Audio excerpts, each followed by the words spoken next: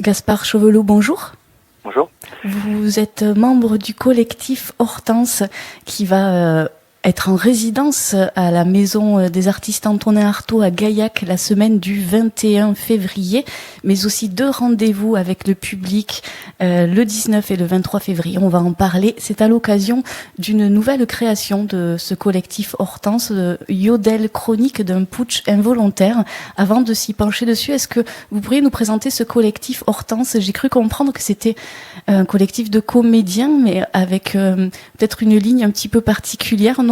Pas mal d'improvisation, de la co-construction, ou je me trompe? Alors, Hortense, on s'est constitué en fin 2012, je crois, donc ça a 10 ans quasiment. Et effectivement, au début, on était sur un travail exclusivement autour de l'improvisation, des techniques d'improvisation qu'on avait apprises au théâtre du Hangar parce qu'on était tous issus de la formation du théâtre du Hangar à Toulouse. Et donc notre première création qui s'appelait Hortense, justement, c'était exclusivement improvisé. C'est-à-dire on n'avait pas de thème, pas de personnage ni rien, et on se lançait. Et donc on était 4 comédiens au plateau plus un musicien.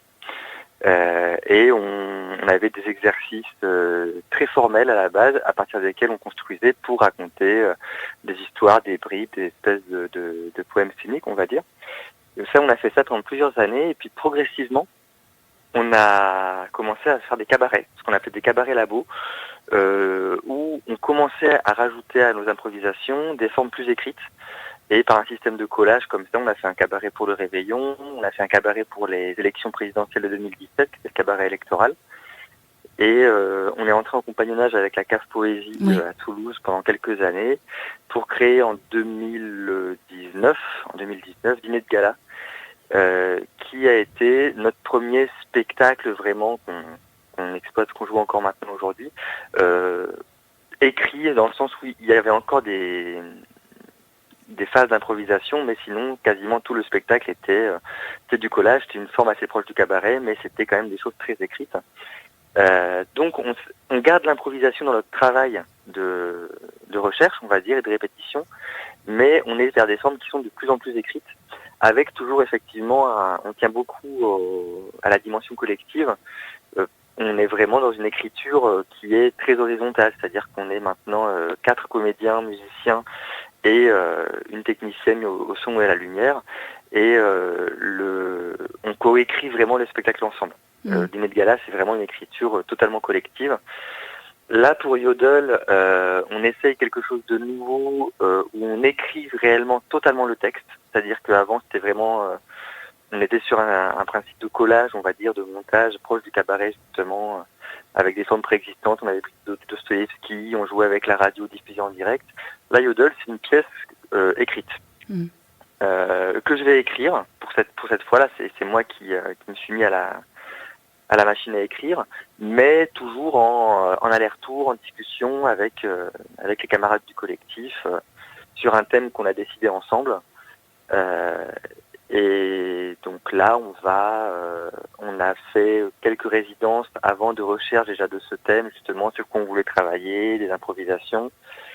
Et la résidence qu'on va attaquer à Gaillac, c'est notre première résidence à partir des premières bribes de texte qui ont été écrites. D'accord, voilà. Donc première bribe que vous avez écrite. Voilà. Et du coup, la thématique la thématique, en fait, alors Dîner de Gala, c'est la suite de Dîner de Gala, qui était un spectacle qui posait la question de la Révolution. Là, donc sur un système de collage, de montage, on se demandait qu'est-ce que c'était la Révolution, pourquoi on veut se révolter et tout ça. Et là, on a en fait imaginé qu'est-ce qui se passerait si le collectif Hortense ou un autre collectif de théâtre, on va pas nommer Hortense dans le spectacle, mais c'est un collectif d'artistes qui prend le pouvoir sans faire exprès. On ne sait pas exactement pourquoi. Tout ce qu'on sait, c'est que c'est un putsch militaire qui a été provoqué par le chef d'état-major d'un pays qu'on suppose être la France, qui a décidé que c'était au collectif Hortense de gouverner. Et on se retrouve du coup 4 artistes qui se posaient la question du pouvoir, de la révolution, à qui on donne le pouvoir un jour, et du coup, qu'est-ce qu'on bricole avec ça, alors qu'on ne sait même pas où est la machine à café. Beaucoup avec de l'humour et du décalage. Et du coup, ce que j'ai compris, c'est que ce spectacle n'est pas entièrement écrit et vous allez continuer de l'écrire pendant la résidence. C'est ça. Là, si vous voulez, on a la trame. On sait à peu près comment ça commence, comment ça finit. On a déjà des principes d'écriture assez forts. Sauf que là, pour l'instant, c'est des principes qui sont théoriques, c'est-à-dire que j'ai écrit ça, on a fait des lectures, on a discuté ensemble, on est tous très contents. Maintenant, il faut qu'on se frotte au plateau et qu'on voit dans quelle mesure ce qui a été écrit fonctionne au plateau, fonctionne avec notre jeu, nos bouches et nos corps, on va dire. Qu'est-ce qui marche pas, qu'est-ce qu'il faut qu'on rajoute. Donc là, c'est vraiment, une première phase d'épreuve du texte. Voilà, on va éprouver le texte cette semaine au plateau. J'ai cru comprendre qu'il y avait une certaine place accordée à la musique aussi. Oui. Alors qu'elle a été apportée d'abord par Christine, justement, qui devait être là à ce rendez-vous, qui se remet là tout doucement. Christine, donc, est comédien avec nous, comédien musicien, mais il a rejoint le collectif en tant que musicien. Musicien, percussionniste, il fait des machines aussi, un peu d'électro, et il chante. Et nous autres aussi, alors moi je fais un peu de guitare, je chante très passablement, Colline chante, Thibaut fait du piano et chante aussi, donc la musique progressivement est venue comme un élément assez naturel du travail, parce que c'est aussi une façon par moment de créer du relief dans le récit, d'amener l'esthétique un petit peu ailleurs.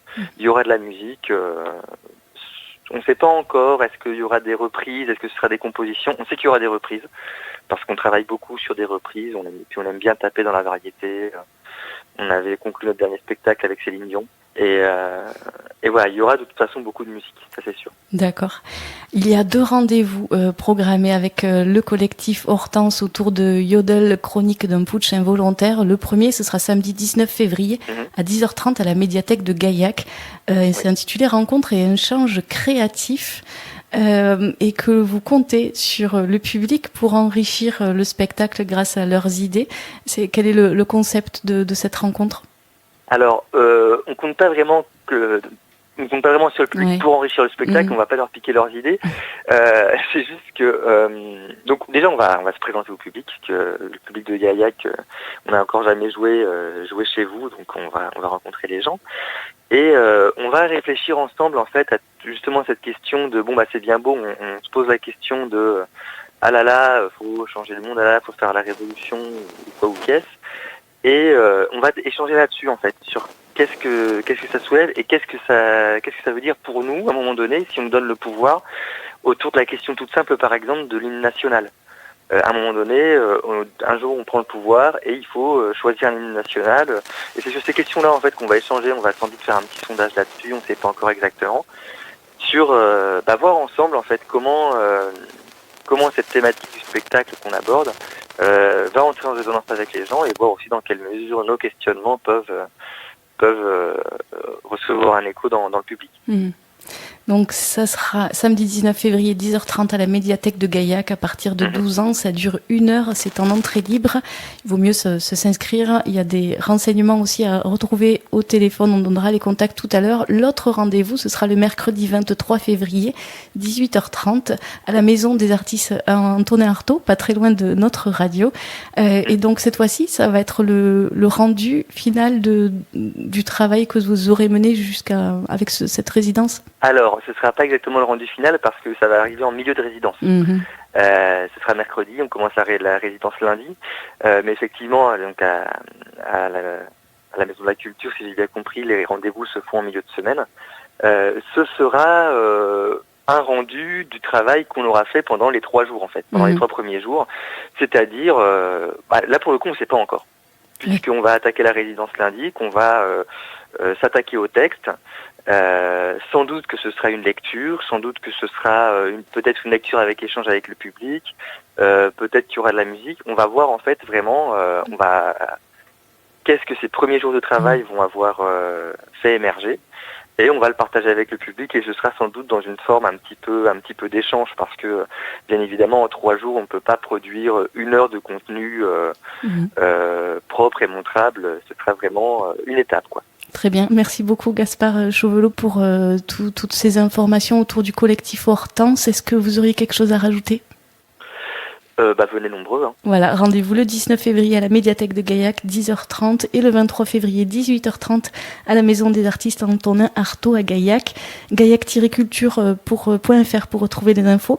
Il y a aussi le numéro de téléphone 05 63 81 20 19. Merci beaucoup Gaspard Chauvelot, et on vous souhaite un très beau séjour à Gaillac. Au revoir. Merci, au revoir.